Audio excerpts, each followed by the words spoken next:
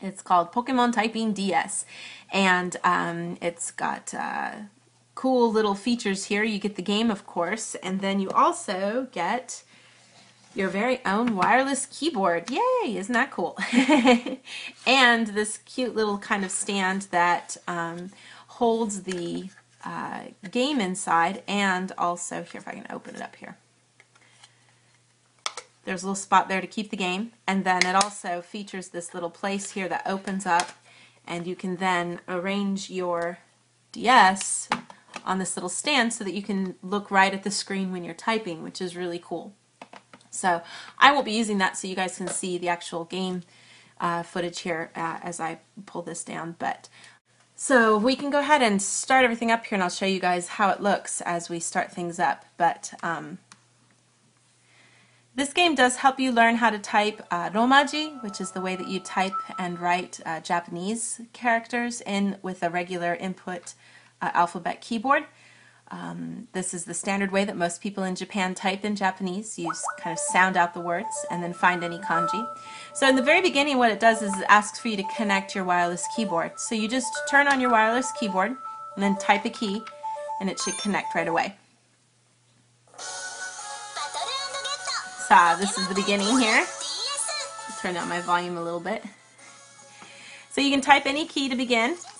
This is just kind of fun because the different characters come up. If you hit P, of course you see Pikachu. My daughter loves Victini, so if you push V, then Victini comes up. So kind of cute. And then you just go ahead and hit that button to start. You could choose her character to go ahead and begin. And this is a little map, and it has all the places that you can go, and the map is the keyboard, so that's kind of fun. You just choose the place you want to go. We're just going to go over here to this part that we want to do, this new part over here, just to show you guys, and then you hit enter, and that'll start the new course. So I can go ahead and choose, you know, this is kind of what you want to get. You want to get 5,000 points, that's the goal. So you can go ahead and hit start, and it's just a real basic typing kind of battle scene here. We have a monster coming, and then I just type G-Y-A, Gya, Ro, Pu, and that attacks that monster, and then you just keep going. So it's pretty easy in that sense. You just kind of keep going through and typing really easily and attacking different monsters as you go along, and keep getting more and more Pokemon. So pretty easy stuff, right? Then you just hit escape, and you can go ahead and go back to the main screen. We'll go back to the main course here. But that's just sort of a really brief introduction. You can also take a look at your home page here, and it'll have the list here of all the different Pokemon that you've run across. This is the list of all the ones that are available.